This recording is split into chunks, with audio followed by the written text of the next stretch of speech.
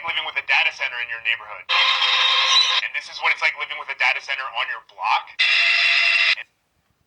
And this is what it's like living with a data center on your block inside of your house with all of the doors and windows closed.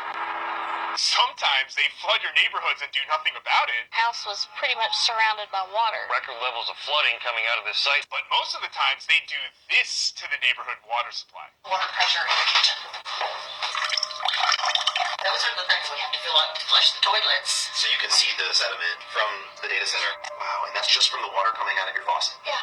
And this is what's in all the pipes. And if you're like, Ed, this would never happen where I live because my neighborhood would never allow this to happen. Well, in Gilroy, California, Amazon is building a 60-acre, that's 60-acre data center. And because they're building it in an industrial area just far enough outside of the closest residential area, they didn't have to consult any of the residents. They say they know at this point they probably can't stop this data center. And if you're like, Ed, if they're building it just far enough outside of the reach of residential areas, then it should be fine, right?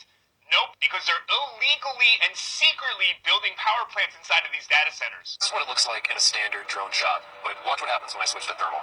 Wow. Those smokestacks that you see, they're literally built to disperse pollutants into the area. That's why even though you don't actively see smoke coming out of those smokestacks, under heat, you will see that they are actively burning pollutants into the air. And it's crazy that Lee Zeldin, the current head of the EPA, the Environmental Protection Agency, when he took over office last year, stated that he was boosting AI, the Environmental Protection Agency head, which has not only allowed this data center, but because these data centers require so much energy to operate, even Elon Musk's ex-AI data center in Memphis, Tennessee, was found that they were illegally generating extra electricity. Surprise, because they had secretly built an illegal power plant inside of their data center. See those smokestacks with all of those smoke coming out of it? And it's because the EPA Administrator Lee Zeldin has stated that he will not set national environmental standards for AI data centers, even though the EPA's own website clearly states that those emissions have serious health and environmental impacts. And again, on the EPA's website, that are not limited to the area immediately adjacent to the plant, but because air pollution can travel over long distances, the impacts of power plant emissions can be felt locally